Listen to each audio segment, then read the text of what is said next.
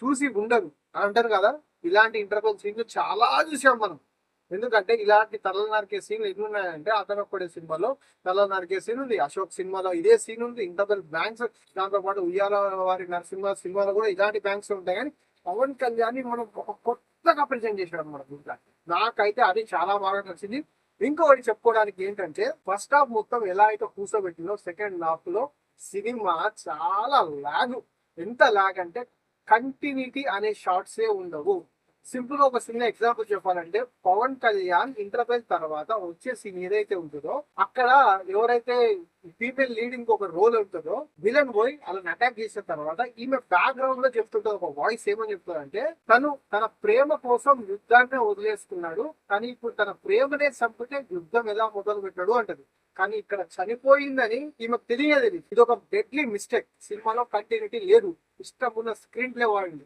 దాంతో పాటు పవన్ కళ్యాణ్ కూతురుని కిడ్నాప్ చేసిన తర్వాత అక్కడ కంటిన్యూటీ షాట్ లేదు. ఎందుకంటే కిడ్నాప్ చేసే ముందు బియర్డ్ మొత్తం చాలా బ్లాక్ ఉంటది, కార్ లో డ్రైవ్ చేసేటప్పుడు మొత్తం బియర్డ్ అంతా వైట్ గా ఉంటది. మళ్ళీ నెక్స్ట్ ఫ్రేమ్ లోకి వచ్చేసరికి బియర్డ్ మొత్తం మళ్ళీ బ్లాక్ కలర్ లో ఉంటది. చాలా కంటిన్యూటీ మిస్టేక్స్ ఉన్నాయి. ఇక దాంతో పాటు ఇంకొకటి ఏంటంటే తన భార్య చనిపోయిన తర్వాత మళ్ళీ మనోడు బాంబేకి రావడం వస్తుంది. ఎప్పుడైనా పిల్లం చచ్చిపోయిన తర్వాత చాలా దుఃఖ సముద్రంలో శోక సముద్రంలో ఉండి అదే ఒక క్యారెక్టర్ ని డిజైన్ చేసుకొని అలానే పోతే నాకు బాగుంది అనిపించింది. కానీ ఏంటంటే మళ్ళీ బూట్ కట్ పైన గుర్తించుకున్నాడు పవన్ కళ్యాణ్.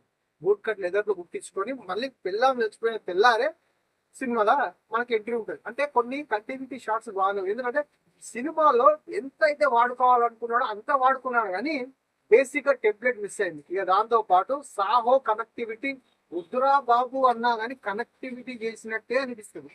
ఇంకా ఇంకా పెద్ద జోక్ ఏమైనా ఉంది అంటే ఇమ్రాన్ హాష్మి మనోడు ఎలాంటి పాటలు వీళ్ళకి రాజా కానీ అవరపం కానీ ఈ ఆషిక్ బనే ఇలాంటి ఒక మంచి డ్రీమ్ మోడల్ అనమాట అమ్మాయిలకి. ఒకప్పుడు 20s కిడ్స్ వాళ్ళకైతే విపరీతమైన ఫ్యాన్ బేస్. కానీ ఈ సినిమాలో విలన్ గా అట్టర్ ఫ్లాప్ అయిపోయింది. ఎందుకంటే ఒక కామెడీ అని చేసి ఆఖరికి ఒక బుక్ కానీ చేస్తారు, ఒక కామెడీ కానీ చేసి పెట్టినట్టుంటారు. ఎందుకంటే పవన్ కళ్యాణ్ ఆపోజిట్ ఇద్దరు ప్రేమలో నిలబడితే ఆ కటౌట్ ఏ మట్టుకు సూట్ కాదు. ఇద్దరు ఫేస్ ఎదురైనప్పుడు రెండు సింహాలన్నా లేకపోతే రెండు గర్జించుకునే క్రూర మృగాలాగా పోట్లాడాల. కానీ అట్లా మనకు అనిపించదు. ఎందుకంటే ఆ విలన్ అయితే సూట్ కాలేదు, పెద్ద పాత్ర అయితే ఏం లేదు. ఫస్ట్ టెంప్లెట్ లో ఏదైతే కనబడుతుందో లాస్ట్ టెంప్లెట్ వరకు అదే తీసుకొచ్చిండు, దాంతో ఎండ్ చేసిండు సుజీత్ అని చెప్పుకోవాలి. ఈ సినిమా జస్ట్ బికాస్ ఆఫ్ ఒక పవన్ కళ్యాణ్ ఫ్యాన్స్ అయితే భయంకరంగా వస్తుంది.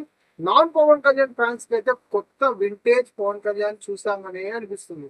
సో ఇది గైస్ టోటల్ గా నా రివ్యూ, జెన్యున్ రివ్యూ.